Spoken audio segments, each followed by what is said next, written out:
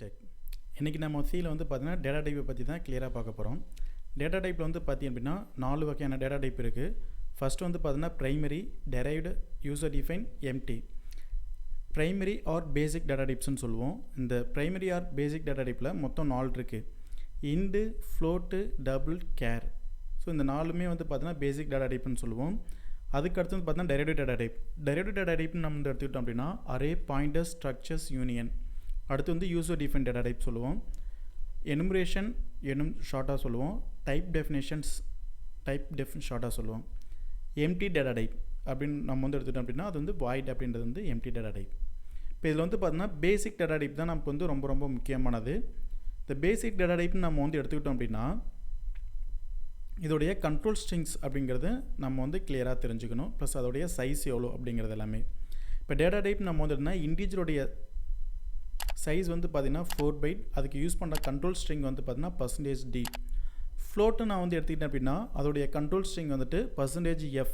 Size வந்து பார்த்திங்கன்னா 4 byte. Double நான் வந்து எடுத்துக்கிட்டேன் அப்படின்னா %lf. அதோடைய சைஸ் வந்து பார்த்திங்கன்னா 8 பைட்டு. கேரக்டர்ஸ் நான் வந்து எடுத்துக்கிட்டேன் அப்படின்னா %c ஆர் %s. அதோடைய சைஸ் வந்து பார்த்திங்கன்னா 1 பைட்டு. ஸோ எந்த இடத்துக்கு %c எடுப்பேன், எங்கே %s யூஸ் பண்ணுவேன் அப்படின்னு வந்து பார்த்திங்கன்னா சிங்கிள் கேரக்டர்ஸ், ஒரே ஒரு கேரக்டர் மட்டும் நான் வந்து யூசர்லேருந்து வாங்கணும் பிரிண்ட் பண்ணணும் அப்படின்னா %c. அதே வந்து ஸ்ட்ரிங் குரூப் ஆஃப் கேரக்டர்ஸ் நான் வந்து யூஸ் பண்ணணும் அப்படின்னா %s. ஓகேங்களா? ஸோ இதே கான்செப்ட் வந்து பார்த்திங்கன்னா எக்ஸாம்பிளாக நம்ம வந்து பார்க்கலாம் வாங்க. ஃபஸ்ட்டு வந்து பார்த்திங்க அப்படின்னா roll number, height, gender, name ஒருத்தவங்களுடைய டீட்டெயில்ஸ் நம்ம வந்து அப்படியே எடுத்துக்கிறோம். இதில் ரோல் நம்பர் அப்படிங்கிறத நான் வந்து டிக்ளரேஷன் பண்ணேன் அப்படின்னா என்ன ஆகும் அப்படின்னா டிக்ளரேஷன் பண்ணும்போது அந்த ரோல் நம்பர் அப்படிங்கிற அந்த டேட்டா டைப்புக்கு எனக்கு வந்து பார்த்தீங்கன்னா 4 பைட் மெமரி எனக்கு வந்து அலாட் பண்ணும். அதுக்கு அடுத்தது டபுள் அப்படின்னு சொல்லி நான் வந்து வேரியபிள் டிக்ளரேஷன் பண்ணேன் அப்படின்னா ஹைட் அப்படின்னு ஒரு வேரியபிள் டிக்ளேர் பண்ணுறேன். ஹைட் அப்படிங்கிற அந்த வேரியபிளுக்கு வந்து பார்த்திங்க அப்படின்னா 4 பைட் எனக்கு வந்துட்டு டபுள் டிக்ளேர் பண்ணியிருக்கேன். டபுளுடைய சைஸ் வந்து 8 பைட். 8 பைட் எனக்கு வந்துட்டு டிக்ளரேஷன் ஆகும். அதுக்கு அடுத்தது கேரக்டரில் போய்ட்டு ஜெண்டர் அப்படின்னு சொல்லிட்டு ஒரு வேரியபிள் டிக்ளேர் பண்ணுறேன். கேரக்டருடைய சைஸ் வந்து பார்த்தீங்கன்னா 1 பைட். ஸோ அதுக்கு வந்து 1 பைட் மெமரி அலாட் பண்ணும். அதே கேரக்டர்லேயே கமா கொடுத்து நேம் அப்படின்னு சொல்லிட்டு ஒரு டேட்டா டைப் டிக்ளேர் பண்ணுறேன். அதுக்கு நேம் அப்படின்ற வேரியபிளுக்கு வந்து பார்த்திங்கன்னா சேம் அதே 1 பைட் மெமரி வந்து அலாட் பண்ணும். இப்போ இதில் வந்து ரோல் நம்பர் நான் வந்து கொடுத்துருக்கேன். ரோல் நம்பரில் வந்து பார்த்தீங்கன்னா 1 2 3 4 அப்படின்னு சொல்லிட்டு வேல்யூ நான் வந்து அசைன் பண்ணேன் அப்படின்னா 4 பைட் எனக்கு வந்து அலாட் பண்ணியிருக்கல, அந்த 4 பைட்டில் போய்ட்டு இந்த வேல்யூ போய்ட்டு நமக்கு வந்து அசைன் ஆகும், ஸ்டோர் ஆயிரும். அதுக்கு அடுத்தது ஹைட்டில் வந்துட்டு 5.6 அப்படின்னு சொல்லிட்டு நான் வந்து அசைன் பண்ணேன் அப்படின்னா இந்த 5.6 அப்படிங்கிற அந்த வேல்யூ போய்ட்டு அதுக்கு அலாட் பண்ணி வச்சுருக்கிற அந்த 8 பைட் ஸ்பேஸில் போய்ட்டு ஸ்டோர் ஆயிரும். அதுக்கு அடுத்து வந்து பார்த்திங்க அப்படின்னா ஜெண்டர் நம்ம வந்து அசைன் பண்ணும்போது சிங்கிள் கேரக்டர் எப்போதுமே நம்ம வந்து சிங்கிள் கொட்டேஷனுக்குள்ளே தான் நம்ம வந்து கொடுக்கணும். சரிங்களா? அப்போ சிங்கிள் கேரக்டர் எம் அப்படிங்கிறது வந்து பார்த்தீங்கன்னா கரெக்டாக அதுக்கு அலாட் பண்ணியிருக்கிற அந்த பிளேஸில் அந்த 1 பைட் போய்ட்டு அசைன் ஆயிரும். அதுக்கு அடுத்து வந்து பார்த்திங்க அப்படின்னா நேம் நான் வந்து வெற்றி நான் வந்து கொடுத்துருக்கேன். இதில் மொத்தம் வந்து 5 கேரக்டர்ஸ் எனக்கு வந்து இருக்குது. ஆனால் நேம் அப்படின்ற அந்த வேரியபிளுக்கு வந்து பார்த்திங்க அப்படின்னா சேம் 1 பைட் தான் எனக்கு வந்து அலாட் பண்ணியிருக்கோம். 1 பைட் அலாட் பண்ணியிருக்கிறதுனால ஒரு எழுத்து மட்டும் போய் தான் அந்த 1 பைட்டில் வந்து ஸ்டோர் ஆக முடியும். மீதி ETRI அப்படிங்கிறது போய்ட்டு 1 பைட்டில் ஸ்டோர் ஆக முடியாது. ஸோ அதனால் இங்கே வந்து என்ன பண்ணுவோம் அப்படின்னு வந்து பார்த்தீங்கன்னா ஜெண்டர் வந்து சிங்கிள் கேரக்டர்ஸ் அப்படிங்கும்போது 1 பைட் நமக்கு வந்து எனஃப். அதே நேம் வந்து பார்த்திங்கன்னா 5 கேரக்டர்ஸ் அப்படிங்கும்போது அந்த இடத்துல வேரியபிள் நேம் நம்ம வந்து நேம்னு கொடுத்துருக்கிறது வந்துட்டு தவறானது. அது எப்படி கொடுக்கணும் அப்படின்னு வந்து பார்த்திங்கன்னா நேம் அப்படின்றதுல வந்துட்டு மொத்தம் வந்துட்டு 5 கேரக்டர்ஸ் நான் வந்து யூஸ் பண்ணியிருப்பேன். அதில் நேம் ஆஃப் 5 அரே கான்செப்ட் நான் வந்து யூஸ் பண்ணணும். இப்போ நேம் ஆஃப் 5 அப்படின்னு சொல்லிட்டு நான் வந்து வேரியபிள் டிக்ளேர் பண்ணேன் அப்படின்னா அந்த நேம் அப்படிங்கிற அந்த வேரியபிளுக்கு மொத்தம் வந்துட்டு 5 பைட் எனக்கு வந்து மெமரி அலாட் பண்ணும். 5 பைட் மெமரி அலாட் பண்ணும்போது அந்த நேமில் நான் வந்து வெற்றி நான் வந்து கொடுத்தேன் அப்படின்னா அந்த 5 பைட்லேயும் போயிட்டு வெற்றி அப்படிங்கிறது ஸ்டோர் ஆயிரும். ஆட்டோமேட்டிக்காகவே லாஸ்ட்டாக வந்து பார்த்தீங்கன்னா நல் வேல்யூவும் எனக்கு வந்து அசைன் பண்ணிக்கும். சரிங்களா? இதையே அப்படியே ஒரு சிம்பிள் ப்ரோக்ராமில் நம்ம வந்து பார்க்கலாம் வாங்க. ஸோ அந்த டேட்டா டைப் வந்து பார்த்தீங்கன்னா ப்ரோக்ராம்ஸில் பார்த்துடலாம். ஹெட்டர் ஃபைல் நான் வந்துட்டு இன்க்ளூட் பண்ணிக்கிறேன். stdio.h அப்படிங்கிறது std அப்படின்னா ஸ்டாண்டர்டு இன்புட் அவுட்புட், ஹச்சுங்கிறது ஹெட்டர் ஃபைல் நம்ம வந்து இன்க்ளூட் பண்ணுறேன். எதுக்காக இந்த ஹெட்டர் ஃபைல் வந்து இன்க்ளூட் பண்ணுறோம் அப்படின்னு வந்து பார்த்திங்கன்னா ப்ரோக்ராமில் நம்ம வந்து printf, scanf அப்படிங்கிற 2 ஸ்டேட்மெண்ட் வந்து கண்டிப்பாக நம்ம வந்து யூஸ் பண்ணுவோம். ரெண்டில் ஏதாவது ஒன்றுக்கு வந்து கண்டிப்பாக வந்து யூஸ் பண்ணுவோம். அப்போ இந்த ரெண்டு ஸ்டேட்மெண்ட்டும் printf scanfங்கிற ரெண்டு ஸ்டேட்மெண்ட் வந்து பார்த்தீங்கன்னா stdio.hங்கிற ஹெடர் ஃபைலுக்குள்ளே தான் இருக்குது. அந்த கான்செப்ட் நம்ம வந்து அந்த ஸ்டேட்மெண்ட் வந்து யூஸ் பண்ணுறதுனால அந்த ஸ்டேட்மெண்ட் எந்த ஹெடர் ஃபைலுக்குள்ளே இருக்கோ அந்த ஹெடர் ஃபைலை நம்ம வந்து இன்க்ளூட் பண்ணணும். சரிங்களா, அதான் அதோடைய கான்செப்ட். ஸோ இன்டீஜரில் வந்துட்டு மெயின் அப்படின்னு சொல்லிட்டு கொடுத்துக்கிறேன். மெயின் இல்லாமல் ப்ரோக்ராம் இருக்கவே இருக்காது. மெயினுடைய எண்டில் செமிகோலன் வராது. ஒரு ப்ரோக்ராமுக்கு ஒரு மெயின் மட்டும்தான் நம்ம வந்து எழுதணும். சரிங்களா, இது வந்துட்டு கண்டிப்பாக ஞாபகம் வச்சுக்கோங்க. இப்போ இன்டீஜரில் போயிட்டு நான் வந்துட்டு ரோல் நம்பர் அப்படின்னு சொல்லிட்டு ஒரு வேரியபிள் டிக்ளேர் பண்ணிட்டேன். இது டிக்ளேர் பண்ணும்போது இந்த வேரியபிளுக்கு வந்து பார்த்தீங்கன்னா கம்பைல் பண்ணும்போது ஆட்டோமேட்டிக்காக இதுக்கு வந்து 4 பைட் மெமரி எனக்கு வந்து அலாட் பண்ணும். அடுத்தது டபுள் டேட்டா டைப்பில் நான் போயிட்டு ஹைட் அப்படின்னு சொல்லிட்டு இன்னொரு வேரியபிள் டிக்ளேர் பண்ணுறேன். இந்த ஹைட் அப்படிங்கிறதுக்கு வந்து பார்த்தீங்கன்னா கரெக்டாக வந்துட்டு 8 பைட் எனக்கு வந்து மெமரி வந்து அலாட் பண்ணும். அதுக்கு அடுத்தது கேரக்டரில் போய்ட்டு ஜெண்டர் அப்படின்னு சொல்லிட்டு ஒரு வேரியபிள் டிக்ளேர் பண்ணுறேன். ஸோ கேரக்டர் டேட்டாவுடைய சைஸ் வந்து 1 பைட். அப்போ ஜெண்டர் அப்படின்ற வேரியபிளுக்கு வந்து பார்த்திங்கன்னா 1 பைட் மெமரி அலாட் பண்ணும். நேம் அப்படின்னு சொல்லி டிக்ளரேஷன் பண்ணுறேன். நேம் அப்படின்றதுக்கும் 1 பைட் தான் மெமரி அலாட் பண்ணும். சரிங்களா, ஸோ அடுத்த ஸ்டெப்பில் வந்து பார்த்திங்க அப்படின்னா நான் வந்துட்டு ரோல் நம்பர் இப்போ சைஸ்லாம் நான் வந்துட்டு சொன்னேன். இந்த சைஸ் நம்ம வந்து எப்படி தெரிஞ்சுக்கிறது அப்படின்னு வந்து பார்த்தீங்கன்னா அப்போ printfல போயிட்டு சைஸ் நான் வந்து கொடுத்துட்டு %d கொடுக்குறேன். ஏன் அப்படின்னா சைஸ் எல்லாமே இன்டீஜரில் தான் நமக்கு வந்து இருக்கும்.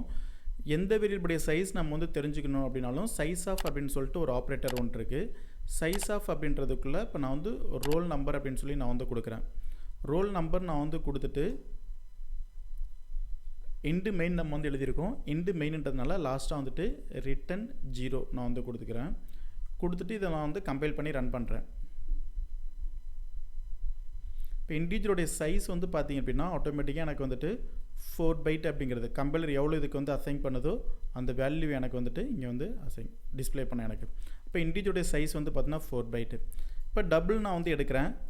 இந்த கம்பைலர் வந்து டபுள் சைஸ்க்கு வந்து எவ்வளோ அலாட் பண்ணுது அப்படின்னு வந்து பார்த்தீங்கன்னா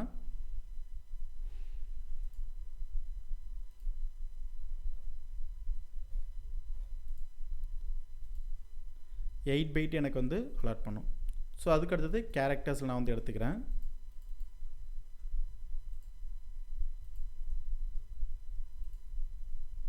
கேரக்டர் எடுத்துக்கிட்டோன்னா சைஸ் வந்து 1 பைட் தான் எனக்கு வந்து அலாட் பண்ணும்.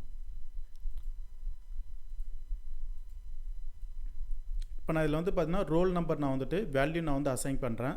ரோல் நம்பர் = 1 2 3 4 நான் வந்து கொடுத்தேன்னா கம்பைல் பண்ணும்போது இதுக்கு வந்து 4 பைட் அலாட் பண்ணி வச்சுருக்கோம். 4 பைட் மெமரி அலாட் பண்ணியிருக்கிற அந்த பிளேஸில் போயிட்டு 1 2 3 4 அப்படிங்கிறது வந்து அசைன் பண்ணி வச்சுக்கும். ஸோ அதுக்கு அடுத்து வந்து பார்த்திங்க அப்படின்னா ஹைட் நான் வந்து கொடுக்குறேன். ஹைட் = 5.6 நான் வந்து கொடுக்குறேன். அப்போ அந்த 8 பைட் ஸ்பேஸில் 5.6 அப்படிங்கிற அந்த வேல்யூ போய்ட்டு அசைன் ஆயிரும். அடுத்தது ஜெண்டர் வந்து பார்த்திங்க அப்படின்னா சிங்கிள் கேரக்டர்ஸ் எம் மட்டும் நான் வந்து கொடுக்குறேன் மேல் அப்படின்றதுக்கு. ஸோ அடுத்தது வந்து பார்த்தீங்கன்னா நேமில் நான் வந்துட்டு அடுத்த நேம் நான் வந்துட்டு கொடுக்குறேன் வெற்றி அப்படின்னு சொல்லிட்டு. இப்போ இந்த இடத்துல வெற்றின்னு சொல்லிட்டு இந்த வேரியபிள் நேம் ஸ்ட்ரைட்டாக அந்த இடத்துல நம்ம வந்து கொடுத்தோம் அப்படின்னா நமக்கு வந்து எடுத்துக்காது, எரர் சொல்லும். ஸோ அதனால் வந்துட்டு இந்த நேம் மட்டும் எங்கே நம்ம வந்து அசைன் பண்ணணும் அப்படின்னா டிக்ளரேஷன் பண்ணுற இடத்துலையே நம்ம வந்து அசைன் பண்ணணும்.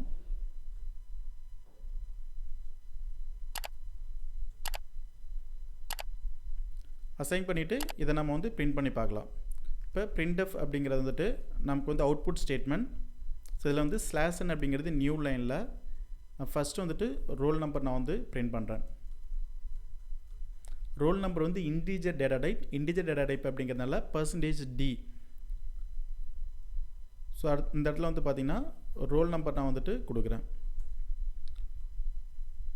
ப்ரோக்ராமிங்கை பொறுத்த வரைக்கும் கோடிங்கை பொறுத்த வரைக்கும் கிளியராக நம்ம வந்து அண்டர்ஸ்டாண்ட் பண்ணிக்கிட்டோம் அப்படின்னா ரொம்ப நமக்கு வந்து ஸ்மார்ட் ஒர்க் பண்ணலாம். ஈஸியான கான்செப்ட்.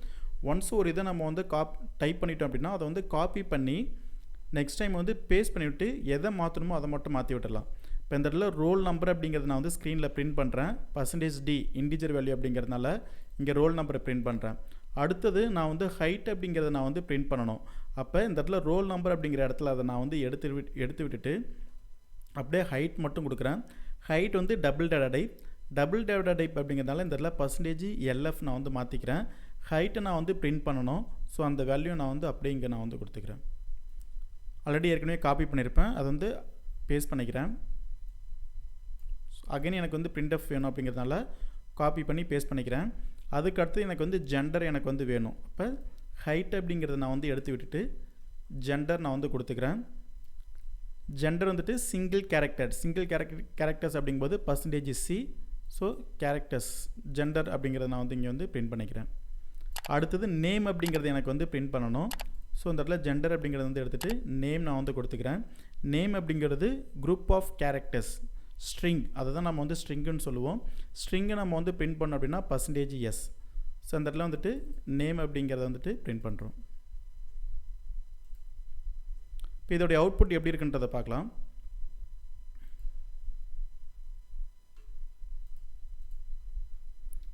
ஃபஸ்ட் நான் வந்து ரோல் நம்பர் கொடுத்துருக்கேன். ரோல் நம்பர் எனக்கு வந்து பிரிண்ட் ஆயிரும். ஸோ அதுக்கு அடுத்து வந்து பார்த்தீங்கன்னா ஹைட் நான் வந்து பிரிண்ட் பண்ணியிருக்கேன். ஹைட்டு பிரிண்ட் ஆகும். அடுத்து வந்து நேம்,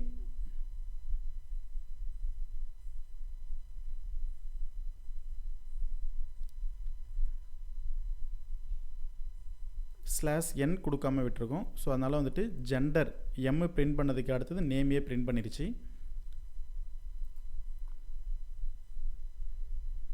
ஸோ இப்போ வந்து கரெக்டாக பிரிண்ட் ஆகிருக்கும்.